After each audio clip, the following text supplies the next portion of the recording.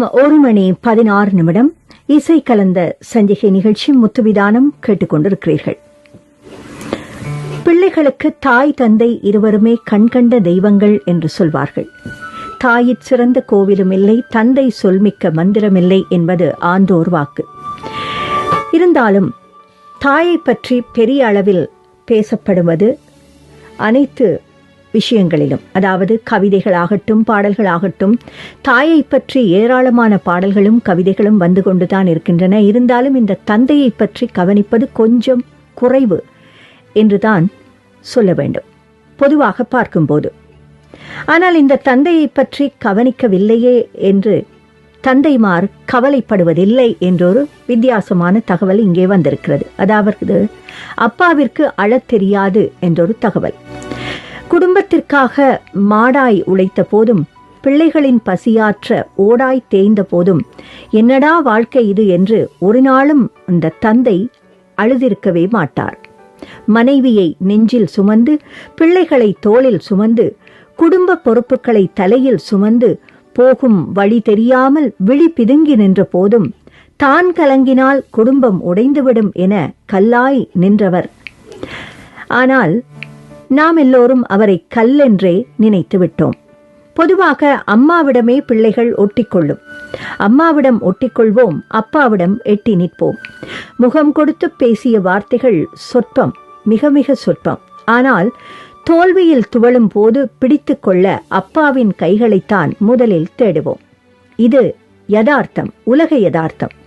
நம்மை அள்ளி அணைத்து முத்தமிட்டதில்லை என்றாலும் தள்ளி நின்று உணர்ச்சி வெள்ளத்தில் ததும்பும் ஜீவன்தான் அந்த அப்பா என்ற ஜீவன். நாம் உண்ணும் சோறும் உடுத்தும் உடையும் படித்த படிப்பும் அப்பாவின் வேர்வையில்தான் என்று ஒரு நாளும் அந்த தந்தை சொல்லிக் காட்டியதே இல்லை. நேரில் நம்மிடம் 4 வார்த்தை கூட பேசாதவர், ஆனால் ஊர் முழுக்க நம்மை பற்றித்தான், அதாவது பிள்ளைகளை பற்றித்தான் பெருமையாக பேசித் திரிவார் தந்தை. அம்மாவின் பாசத்தை அங்கலாய்க்கும் நாம் அப்பாவின் பாசத்தை உணரக்கூட இல்லையோ என்று தோன்றுகிறது.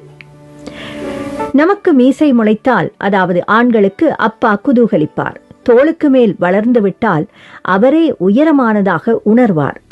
வாழ்க்கையில் நம்மை முன்னே நடக்க விட்டு பின்னே நின்று பெருமிதத்துடன் ரசிப்பார். நமது வாழ்க்கையின் பின்னால் அப்பா எப்போதுமே இருப்பார். அப்பாவிற்கு பாசத்தை வெளிப்படுத்த தெரியாது, அப்பாவிற்கு கொஞ்ச தெரியாது, அப்பாவிற்கு போலியாய் இருக்க தெரியாது, அப்பாவிற்கு தனது கஷ்டத்தை வெளிக்காட்ட தெரியாது, அப்பாவிற்கு தனக்காக எதையும் சேர்த்து வைத்துக் கொள்ளவும் தெரியாது, அவருக்கு அழவும் தெரியாது. வளர்த்த கடா மார்பில் பாய்ந்த போதும், ஒருவேளை சோற்றுக்காக மருமகளுக்கு வேலைக்காரனாய் மாறிப்போன போதும், முதியோர் இல்லத்திற்கு தூக்கி வீசப்பட்ட போதும் அப்பா அழுதவர் இல்லை. நமது சந்தோஷத்திற்காகவே எதையும் தாங்கும் ஆன்மாதான் இந்த அப்பா.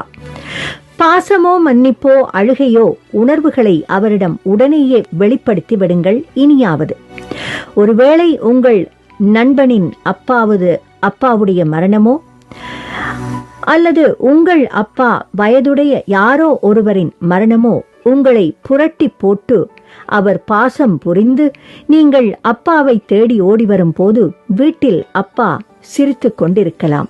எங்கே? புகைப்படத்தில். பாவம், அவருக்குத்தான் அழவே தெரியாதே.